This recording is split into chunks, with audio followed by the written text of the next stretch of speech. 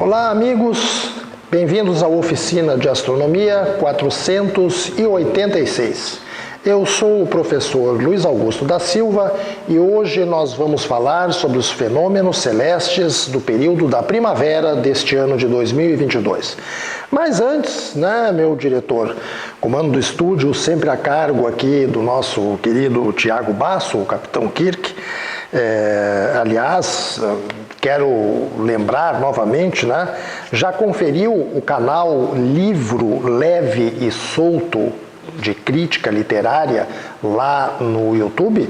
Pois é o canal sob responsabilidade do nosso Tiago Basso. Eu já conferi, vale a pena, vai lá, assiste os vídeos, inscreva-se, compartilhe, deixe os likes, ative o sininho, meu diretor? Todas aquelas providências de praxe que não custam nada, e que são a garantia de que você não vai perder nenhum dos comentários muito interessantes e muito bem humorados que o Tiago nos apresenta lá. Quero também chamar mais uma vez a atenção para as obras do nosso colega Rodrigo de Moura Visoni, do núcleo da Rede Ômega Centauri lá no Rio de Janeiro.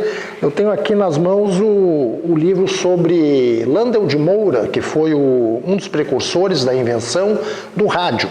Mas o Rodrigo também tem um livro sobre a invenção da máquina de escrever, tem um livro mais antigo sobre os balões de Santos Dumont e está trabalhando atualmente num outro projeto, análogo a este aqui, que é os balões de Augusto Severo, que será lançado em provável parceria com a Universidade Federal do Rio Grande do Norte. Mas você sabe que o cenário cultural no Brasil está pela hora da morte, Então, foi aberta também uma vaquinha lá no site vaquinha.com.br para você colaborar para que nós possamos ter logo publicado também mais esta excelente obra do nosso colega Rodrigo Visoni. O número de identificação lá para você colaborar com esse projeto é 675869.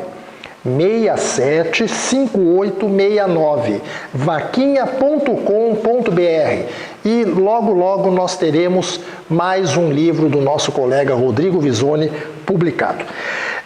Quero também chamar a atenção, você já conhece o Anuário Astronômico Catarinense, corra, o ano está acabando, mande um e-mail para costeira1@yahoo.com e peça o seu exemplar hoje mesmo. Oitavo ano de publicação, produção do nosso colega, professor Alexandre Amorim, lá do Núcleo de Estudos e Observações Astronômicas de Florianópolis. Logo já está vindo aí a edição 2023, hein? Bom, quero também ressaltar que o planetário móvel da Rede Ômega Centauri já está à disposição das escolas, das feiras de ciências, centros culturais, etc. E você pode contratar o planetário por uma quantidade ínfima de valor. Vamos fazer uma simulação aqui. Se você tem na sua escola, digamos, 500 alunos, sabe quanto custa por dia o planetário lá, transmitindo cultura, conhecimento e fazendo a alegria dos seus estudantes? Menos de R$2 por aluno. É isso aí, menos de R$2 por aluno. Então, vai lá no site da Rede Ômega Centauri, redeomegacentauri.org, e saiba mais a respeito do programa de astronomia itinerante planetário móvel da Rede Ômega Centauri. Mande um e-mail para fazer a sua reserva lá para a KC Produções. O e-mail é kcproduções1992@gmail.com. Bem, meus amigos e minhas amigas das oficinas de astronomia, hoje nós vamos dar continuidade a uma tradição de 26 anos das oficinas de astronomia, que consiste em comentar os eventos que acontecem no céu em cada estação do ano. E nós vamos abordar o período outubro, novembro e dezembro, o último trimestre de 2022. Nós vamos ter aí em outubro, o principal destaque é o máximo da chuva de meteoros Oriônidas, que está relacionada com o cometa Halley, lá nas madrugadas de 21 e 22 de outubro. Depois, em novembro, no dia 5, o máximo da chuva de meteoros Taurida Sul. madrugada escura, logo após o ocaso da Lua. Não incluí aqui em novembro o eclipse total da Lua. Para nós aqui da região sul, praticamente vai ser imperceptível, depois nós vamos comentar um pouco mais. E em dezembro, dia 8, a oposição do planeta Marte. Planeta Marte mais próximo da Terra e em oposição ao Sol no dia 8 de dezembro. Dia 21, solstício de verão para o hemisfério sul. Graças a Deus, né, meu diretor, vai começar mais um verão. Terminou esse inverno miserável que nós enfrentamos, um ciclone após o outro, né? Chega a ter 2 por semana, quer dizer, é uma coisa terrível, né? Alguém já disse que viver aqui no Rio Grande do Sul não é para os fracos, e é verdade mesmo, hein? Bom, e depois, lá na última semana do mês de dezembro, a passagem da Lua crescente por 5 planetas do Sistema Solar no céu do poente: Vênus, Mercúrio, Saturno e Júpiter. Então vamos começar dando uma olhada rápida na relação de fenômenos de cada mês, né, onde nós dividimos em períodos de cerca de 10 dias. Mês de outubro, dia 2, teremos a Lua no quarto crescente, no dia 4, a Lua mais próxima da Terra, perigeu, 369.335 quilômetros de distância. No dia 5, Saturno, o planeta dos anéis, em conjunção com a Lua, a 4,1 graus ao norte do nosso satélite.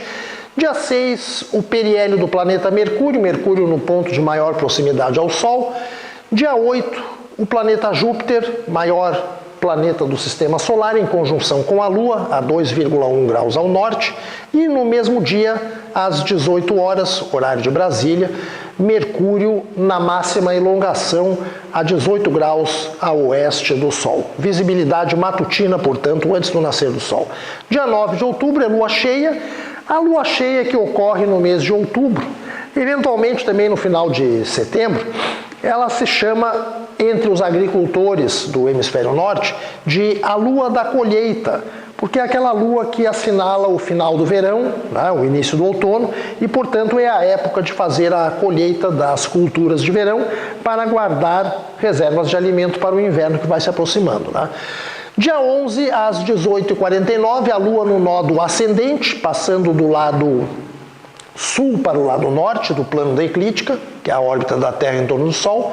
Dia 12, às 3 horas, conjunção do planeta Urano com a Lua, 1 grau de separação entre ambos.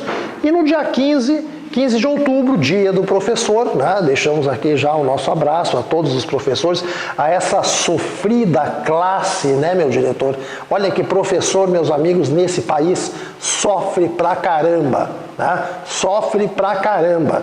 E enquanto isso continuar acontecendo, o Brasil vai, ó, não pensem que vai melhorar não, porque não vai. Ou valoriza o professor e a educação, ou nós vamos pau a pique.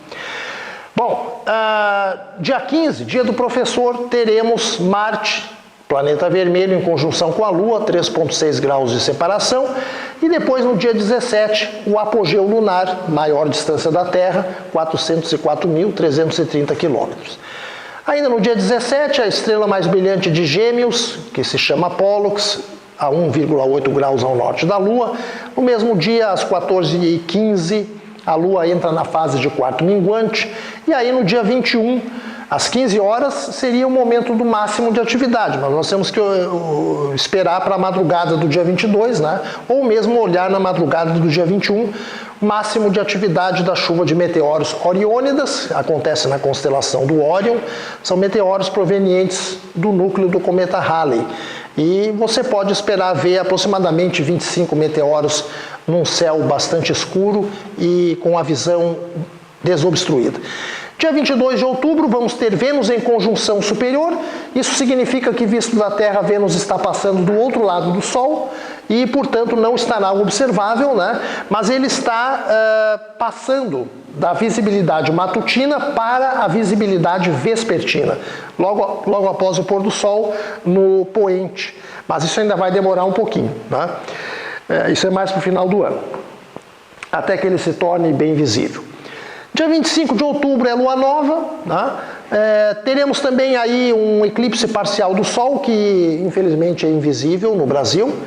No dia 26 temos a passagem da Lua pelo nodo descendente da sua órbita, vindo do lado norte para o lado sul da eclíptica. No dia 28, Antares, principal estrela da constelação do Escorpião, em conjunção com a Lua, 2,3 graus ao sul. E no dia 29 de outubro, um novo perigeu lunar, mínima distância da Terra, 368.289 quilômetros. Tá? Isso é basicamente o que temos para o mês de outubro. Principal destaque, portanto, a chuva de meteoros Oriônidas em 21 e 22 de outubro. Já em novembro, o mês de novembro abre com a Lua em quarto crescente, no dia 1º. Também no dia 1º, conjunção do planeta Saturno com a Lua, novamente, 4,2 graus ao norte. No dia 4 é Júpiter, que está em conjunção com a Lua, 2,4 graus de separação. E no dia 5, o máximo da chuva de meteoros Taurida Sul, que acontece na constelação do Touro e produz apenas 5 meteoros por hora, embora sejam meteoros bastante brilhantes e lentos, bólidos geralmente. Tá? Dia 8, temos o nodo ascendente da Lua, passagem do sul para o norte do plano da eclíptica. No dia 8 também, às 8 horas da manhã, teremos, ao redor das 8 horas da manhã, teremos um eclipse lunar total. As fases parciais iniciais desse eclipse serão visíveis no Brasil. Nós vamos comentar logo em seguida a visibilidade do fenômeno para a capital gaúcha. No dia 8 ainda temos a lua cheia, claro, o eclipse lunar só ocorre na lua cheia.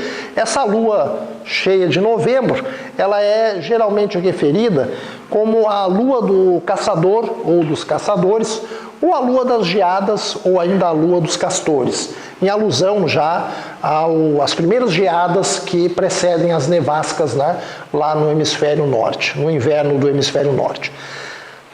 Ainda no dia 8 de novembro está cheio de eventos, Urano em conjunção com a Lua, a menos de 1 grau, 0,7 graus, e às 13 horas ainda Mercúrio na conjunção superior, Mercúrio passando do lado de trás do Sol, conforme visto da Terra. Então, passando da visibilidade matutina para um novo período de visibilidade vespertina, que vai caracterizar o final do ano. Aí, dia 9 de novembro, temos a oposição de Urano. Urano é o penúltimo planeta, mais distante do Sol. Ele estará, então, em oposição, significa que está a 180 graus do Sol. Quando o Sol se põe, Urano nasce no leste. Quando o Sol nasce, Urano se põe a oeste. Fica visível a noite inteira. Teoricamente, está mais perto da Terra, Então, seria uma época mais favorável para observar Urano. Mas a gente tem que ter um binóculo para poder observar esse planeta. Dia 11 de novembro, Marte em conjunção com a Lua, 2,5 graus de separação. E temos ainda nesse mesmo dia, aliás, no dia seguinte, dia 12, o máximo da chuva de meteoros Tauridas Norte, que é outra chuva que acontece na constelação do Touro, também cerca de 5 meteoros por hora, usualmente também meteoros bastante brilhantes e vagarosos. No dia 12 ainda teremos a estrela principal de Gêmeos, que é Pollux, em conjunção com a Lua, visível então a 1,7 graus ao norte da Lua. Dia 14 de novembro, o apogeu lunar, 404.924 quilômetros de distância da Terra. No dia 16, a Lua entra em quarto minguante e no dia 17 acontece o máximo da chuva de meteoros anual, conhecida como Leônidas, que fica na constelação do Leão. Você deve olhar para a direção nordeste, a partir das 2, 3 horas da madrugada, mas não se espera grande atividade para esse ano. Normalmente a atividade das Leônidas é em torno de 10 a 20 meteoros por hora. Ela só se intensifica em períodos ao redor de 33 anos, que é quando o cometa que está associado com essa chuva de meteoros passa próximo da Terra. Não é o caso agora, porque a última passagem desse cometa foi em 1999. Então, nós não estamos em um ano de atividade favorável para as Leônidas. Dia 21 de novembro, Spica, que é a principal estrela da constelação de Virgem, conjunção com a Lua, 4,3 graus ao sul. No dia 22, a Lua no nodo descendente, cruzando pelo nodo descendente, passando do lado norte para o lado sul da eclíptica. Dia 23 é Lua nova. Dia 25, a Lua está no perigeu, menor distância da Terra novamente. E no dia 29, Saturno é que está em conjunção com a Lua. Então nós temos duas conjunções de Saturno com a Lua nesse mês de novembro. No dia 30, o mês encerra com a Lua entrando na fase de quarto minguante. Bom, quero falar um pouquinho aqui rapidamente sobre esse eclipse lunar total que vai ocorrer no dia 8 de novembro de 2022. Em Porto Alegre, apenas a entrada na penumbra será visível, em torno das 5 horas e 32 minutos, com a Lua a apenas 3 graus de elevação sobre o horizonte. Então vejam que se trata de um fenômeno praticamente inobservável a partir aqui da nossa localização geográfica. Quanto mais para o oeste, começa a ser mais perceptível esse eclipse. Nós temos aqui a trajetória da Lua, né? Passando pelo cone de sombra e o cone de penumbra. O cone de sombra da Terra é essa circunferência mais interna e o cone de penumbra é essa circunferência mais externa.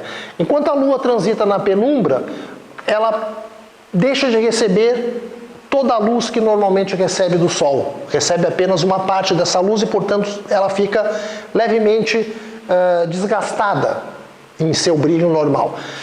Então, essa fase aqui, a entrada da penumbra, na verdade, ali tinha um... Vamos passar aqui, meu diretor, o slide anterior, né? Tá marcado, aqui tem um errinho, né, de digitação, não é 5h32, né? É 5 horas e 2, né? Está marcado aqui no slide seguinte, aqui está 5 horas e 1, isso é questão de arredondamento, 8 horas e 1 em tempo universal, 5 horas e 1 em tempo legal, horário de Brasília, né? Então tinha um errinho ali no slide anterior, mas tudo bem. 5 horas da manhã, a Lua entrando, tangenciando o cone de penumbra, né? Essa é a única etapa que dá para ver de Porto Alegre e região metropolitana. Todas as demais, inclusive a passagem pelo cone de sombra, que é o ápice do eclipse, não vai ser perceptível para nós aqui. Infelizmente, esse não é um eclipse lunar total para os gaúchos verem. Esse mapa geográfico ilustra bem essa situação, né? Nós temos aqui o Rio Grande do Sul, ó, aqui o Brasil, a América do Sul, né? E nós estamos entre essas duas linhas, que são aquelas que delimitam a região geográfica onde só se vê a entrada na penumbra. Tá? Para ver a entrada na sombra, nós deveríamos estar lá mais para o oeste da América do Sul, né? Oeste da Argentina, Chile, demais países ali, né? Inclusive lá no Brasil, no Amazonas, no Acre, aí sim. E entrando no Oceano Pacífico, depois pegando a América Central, América do Norte, aí se vê as outras fases do eclipse, né?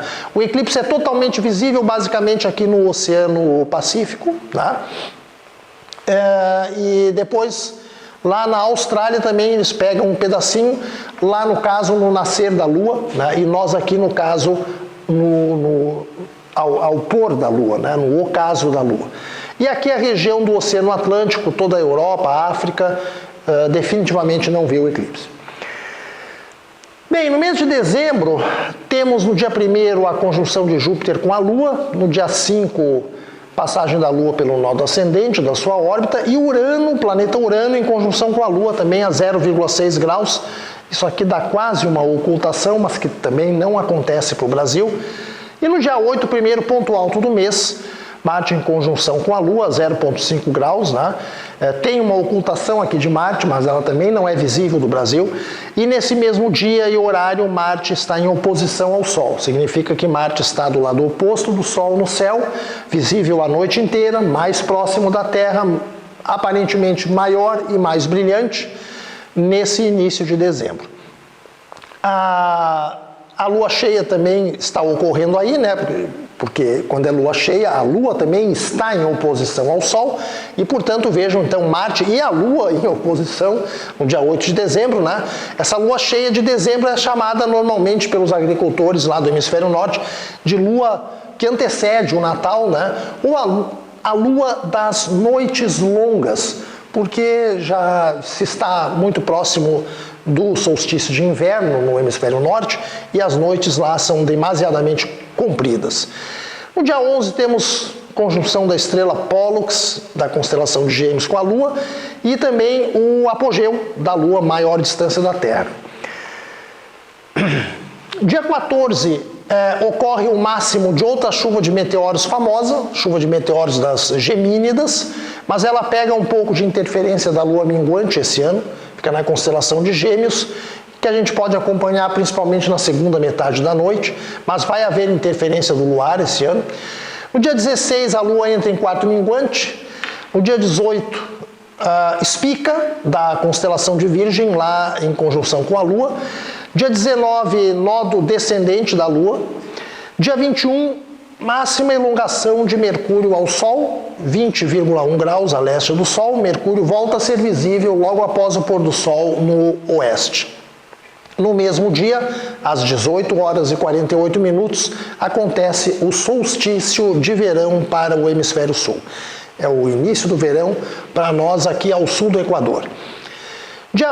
Às 20 horas, ainda no dia 21 de dezembro, temos Antares, da constelação do Escorpião, em conjunção com a Lua, e no dia 23, Lua Nova.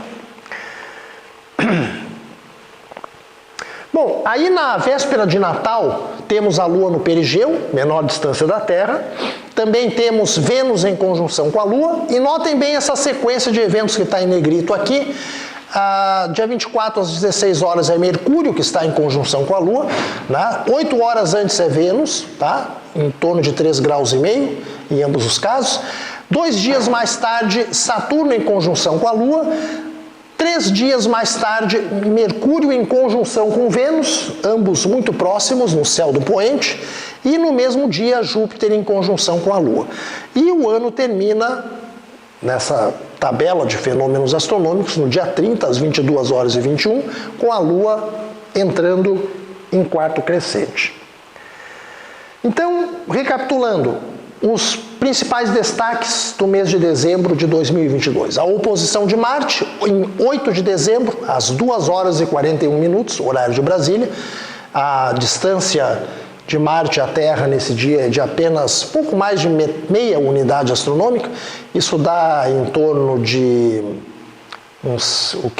são 150 milhões de quilômetros, são 75 milhões de quilômetros, 80 milhões de quilômetros aproximadamente. Diâmetro angular de 17,1 segundos de arco. Não é uma oposição muito favorável de Marte. De fato, as próximas oposições de Marte também, elas ocorrem a cada 2 anos, irão sendo progressivamente mais desfavoráveis até começar a melhorar a geometria de novo. A constelação em que acontece isso é a constelação de Taurus, né, que é uma das constelações características aí do verão. Solstício de verão, dia 21 de dezembro, às 18h48, o Sol encontra-se na constelação dos Sagitários, na máxima declinação austral, 23,5 graus ao sul do Equador celeste. Nós temos aí o dia mais longo e a noite mais curta. No caso da capital gaúcha, é o dia também em que a insolação é máxima, ou seja, a quantidade de watts por metro quadrado recebidos do Sol é máxima em Porto Alegre nesse dia. A longitude celeste do Sol é de 270 graus e a ascensão reta 18 horas. É o início do verão. Né? E aí eu chamo a atenção, né, para a última semana do mês, nós teremos 4 planetas lá no céu do poente. Logo após o pôr do Sol, após escurecer, e nesse período, particularmente entre 23 e 29 de dezembro, a Lua crescente vai passando por esses planetas, começando por Mercúrio e Vênus, que estão bem juntinhos, mais baixos, perto do horizonte, e depois por Saturno e Júpiter, e nós ainda teremos nesse período, né, a conjunção de Vênus e Mercúrio. Tem aqui umas simulações, né, aqui é para o dia 23 de dezembro, em torno de 21 horas, em Porto Alegre. Então vejam, aqui nós temos Vênus e Mercúrio bem pertinho da linha do horizonte, que é o ponto cardial oeste. Acima do ponto cardial oeste temos Saturno, e mais acima temos Júpiter. Notem que eles estão alinhados aqui, né, porque as órbitas dos planetas situam-se mais ou menos no plano da eclíptica, que forma mais ou menos aí um ângulo de 40, 45 graus em relação à linha do horizonte nessa época do ano.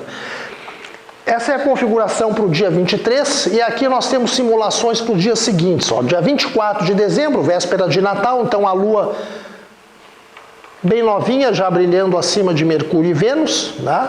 bem próxima do horizonte, Saturno e Júpiter mais acima. Aí no dia 25, dia de Natal, a Lua brilha entre Saturno e o par Mercúrio-Vênus, tá? Com Júpiter mais acima.